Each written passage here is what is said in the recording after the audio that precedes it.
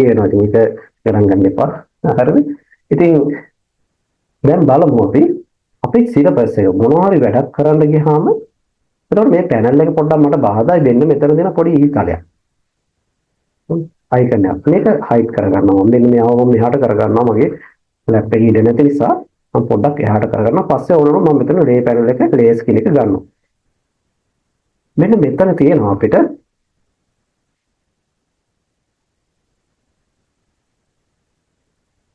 මේ තියෙන්නේ අපේ සිලබස් එක. මාස දෙකක කාලය තුල කතා කරන්න තියෙන සිලබස් එක. එතකොට මේක ගත්තාම මේක මම පාතට අරන් ගියොත් මේ තියෙන්නේ පළවෙනි පේජ් එකේ තියෙනවා සති 6ක. ඊට පස්සේ දෙවෙනි පේජ් එකේ තියෙනවා ඔයාලා PDF එක ලැබෙන්න ඇති. ඒ PDF එකේ ගත්තාම මම මෙතන තරක වයිට් කරගන්නවා. වයිට් එක පාතට ඇදලා දාගන්නවා ප්ලේ එක යටි.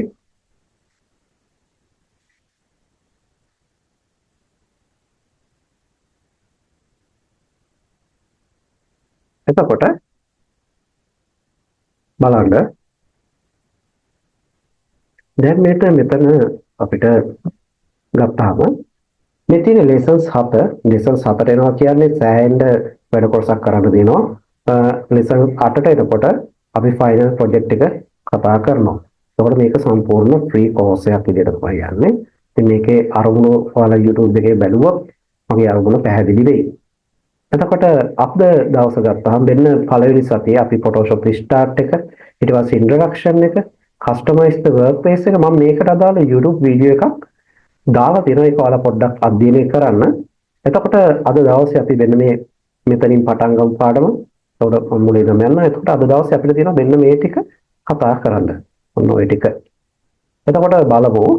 ඊට පස්සේ දෙවෙනි සතියේ තියෙනවා මේ අලුතෙන් කොහොමද ප්ලේස් කරන්න ඉමේජ් ඒ වගේ විශේෂ අපිට බේසික් කතන්දර ටිකක් මෙතන තියෙනවා. එහෙනම් ගත්තාම අපිට ලොකු කතන්දර ටිකක් තියෙනවා මෙතන අපිට වැඩේ ඩෙවලොප් කරගන්න.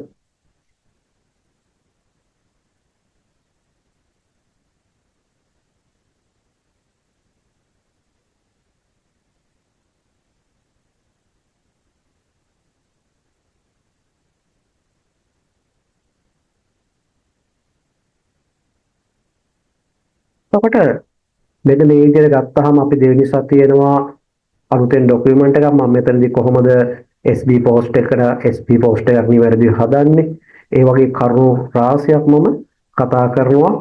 ඒ වගේම selection tool working with type ඊට පස්සේ අපි කොහොමද type කරන්නේ adjustment මේ සති වශයෙන් වෙන් කරලා තිබ්බට අපේ lessons එක යනකොට මේ එකිනෙක tools ගැන කතා කරනවා. අද දවසේ ගත්තාම මම practical එකක් එක්ක මේ lessons කතා කරගෙන යනවා. එතකොට ඔයාලා මේ tools මම මෙහෙම වෙන් කරලා තිබ්බට මේ කතා කරගෙන යනකොට මේ එක එක tools practical එක යනකොට මේ එක එක tools කතා කරනවා. ඕකේ. එහෙනම් ඔන්න ওই syllabus එක ඔයාලා හොඳට අධ්‍යයනය කරන්න. මම පාඩම් කරගෙන යනකොට මෙන්න මේ tools එක කරනවා කියලා ඔයාලා mark එකක් දාගන්න. නැත්නම් මේක note down කරගන්න ඔයාලගේ පොතේ.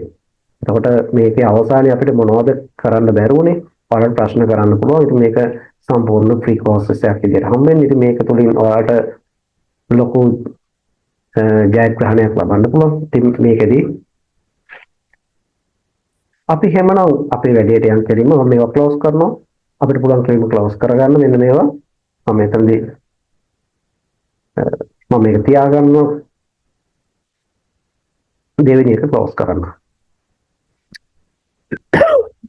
sorry. සේව් කරන්න කියලා අහන්නේ. ක්ලෝස් කරද්දී අපිට එනවා කමාන්ඩ් එකක්. අර ඒකට save change. ඔව් save කරන්නද කියලා අහනවා අපි කරපු change එක. මම මේ save කරනවා නම් save කරමු. අපි yes කියලා දෙනවා. මට මේක save කරගන්නවා. yes කියලා දෙන්න.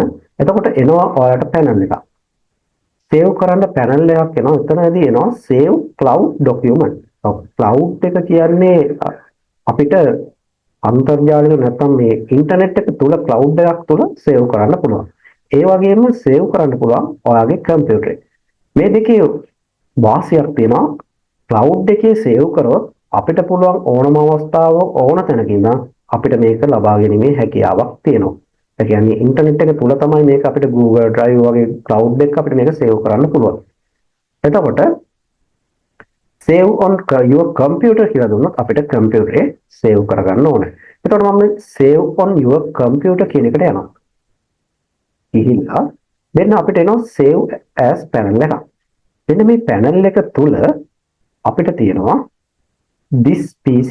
මම මේ this PC කියපුවාම එනකොට ඔයාලට තියෙනවා මේ කම්පියුටරේ. ඔයාලා දන්නවා හැමෝම වැඩ කරන කම්පියුටරේ තියෙන partition එකක්. hard disk එක මේ operation system එක ඇතුළත් කරලා තියෙන partition එක. එතකොට වෙන්නේ මේකේ මතක තියාගන්න ඔයාලා මේ Windows C කියන්නේ අනිවාර්යෙන් අපි Windows ඇතුළත් වෙලා තියෙන operating system එක ඇතුළත් වෙලා තියෙන hard disk partition එක.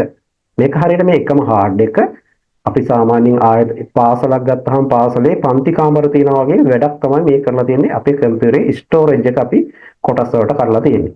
එතකොට මම මේකේ අනිවාර්යෙන් C එකේ සේව් කරන්න එපා ඔයාලා. ඒක හොඳට මතක තියාගන්න වැඩ කරන්න පටන් ගද්දි මම මේ කියන්නේ. එතකොට අපි හොගක් කට්ටිය එක්කෝ කම්පියුටර් ඩෙස්ක්ටොප් එකේ සේව් කරනවා, ડોකියුමන්ට් එකේ සේව් කරනවා. මෙන්න මේ වගේ සේව් කරන්න එපා.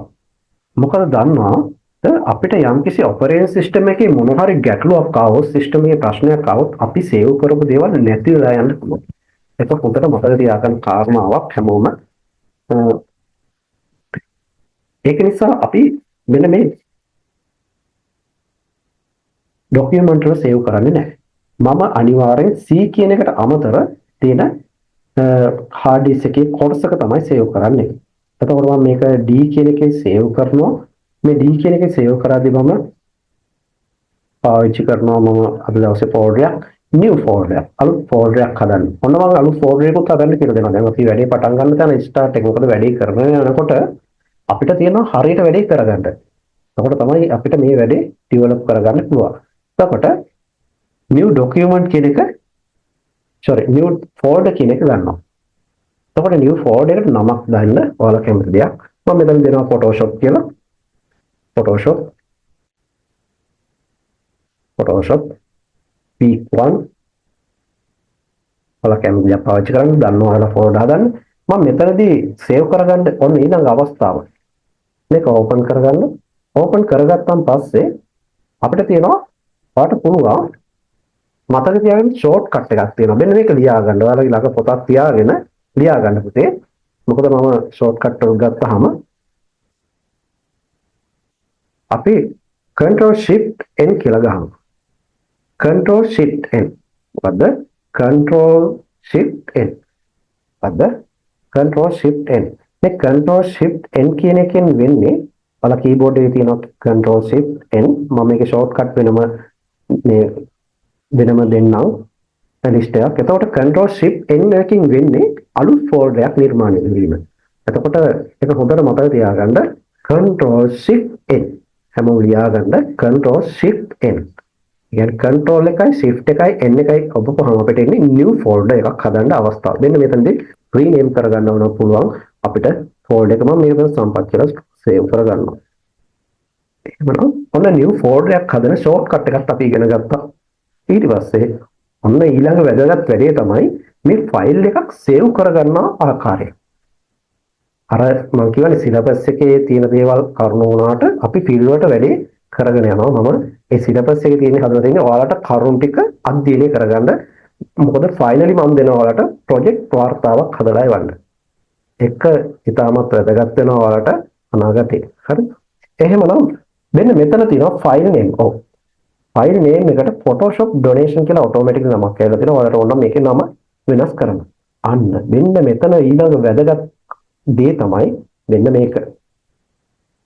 මොකද්ද? මෙන්න මේ save in type කියන එක. ඔන්න මේක. එතකොට මෙන්න මෙතනදී මතක තියාගන්න හොඳට save කරන්න අපිට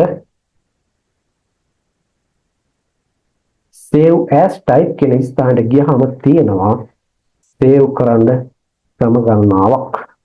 එතකොට මෙතනදී අපිට පෙන්නනවා මට ප්‍රධාන ක්‍රම කීපයක්. එතකොට මෙන්න මේකෙදී මට තියෙනවා Photoshop PSD. හරිද? PSD කියලා දෙනවා. මෙන්න මේ PSD කියන එක මෙන්න මේ dot එකක් PSD මෙන්න මේක කියන්නේ අපි මේ Photoshop ෆයිල් එක. Photoshop ෆයිල් ෆෝමැට් එක තමයි PSD කියන්නේ. මම ඉස්සරහට කියලා දෙන්නම් එක්ස්ටෙන්ෂන් මගේ බේසික් තියෙට මම ඒවා විටින් විට වීඩියෝස් දානවා. ඒ වීඩියෝස් වලදී මම කියලා දෙන්නම් කොහොමද මේ දේවල් වෙන්නේ කියන එක. එතකොට එක්ස්ටෙන්ෂන් එක. එතකොට මෙන්න මෙතන තියෙනවා PSD Photoshop ෆයිල් එක අපිට විදිහට සේව් කරන්න පුළුවන්. එතකොට මේ අපි කරන වැඩවල තියෙන ප්‍රධාන වශයෙන් කොටස් දෙකක් මේ Photoshop වල. එකක් තමයි මුද්‍රණයට යවන්න ඕනේ. මේ Photoshop එක වැඩිම කරන්නේ image editing ගනුදෙනුව. එතකොට මේ image editing ගනුදෙනුව තුළ අපි යවන්නේ මුද්‍රණයට. හැබැයි image නැත්නම් photo album වගේ දේවල් photo එතකොට අපි ඡායාරූපයක් හදලා රාමු කරන්න. එතකොට print එකට යවනවා නම් අපි save කරගන්න ඕනේ Photoshop ෆයිල් එකක් විදියට. හැබැයි අපි print එකට ඒ කියන්නේ offset printing කියලා අපි සමහර වෙලාවට කතා කරනවා ඉස්සරහට මේ printing method ගැන කතා කරනවා. එතකොට ඒ වගේ අවස්ථාවක අපිට ඒක save කරන්න ඕනේ TIFF කියන format එකේ. මම ඉස්සරහට පැහැදිලි කරන්න TIFF කියන format එක මේ class එක යනකොට. එතකොට TIFF format එකෙන් අද දවසේ මම මේක save කරන්නේ PSD ෆයිල් එකක් විදිහට නැත්නම් අපිට පුළුවන් save කරනවා මේක මේ විදිහට. ඕකේ කරනවා. ඔන්න අපි ෆයිල් එකක් save කරන්නත් ඉගෙන ගත්තා. යම් කිසි කෙනෙක් බේසික් knowledge එකක් නැති කෙනෙකුට පොඩි idea එකක් එනවා මෙන්න මේක අවශ්‍ය විදිහට කරගන්න. එතකොට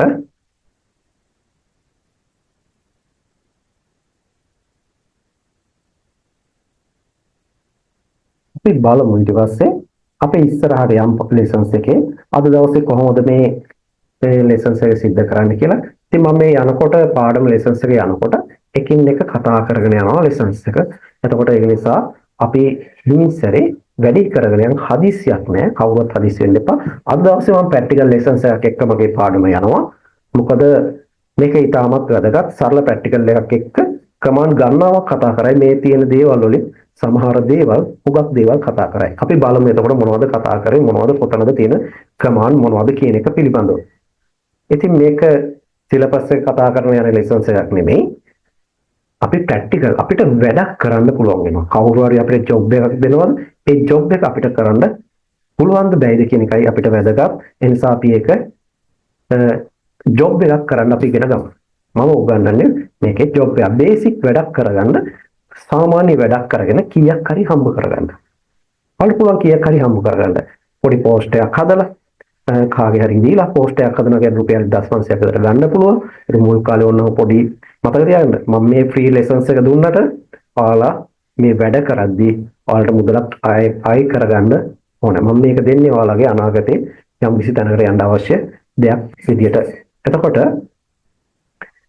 මේකට අපි බලමු එනම් අපි අද දවසේ මේ Photoshop basic knowledge එක තුළ පොඩි ඩිසයින් එකක් හදන්න. මම මේ සඳහා පාවිච්චි කරනවා සංසුපුරුදු පරිදි ෆයිල් ගිහලා මම මෙතනදී command shortcut පාවිච්චි කරනවා. අඩුවේ ඔයාලට පේන්න මම කරනවා open මම යනවා desktop එකට. පරිගණකයේ අපි ආරම්භක තිරයට මේ ආරම්භක තිරයට ගියාම අපිට පේන්නේ බලමු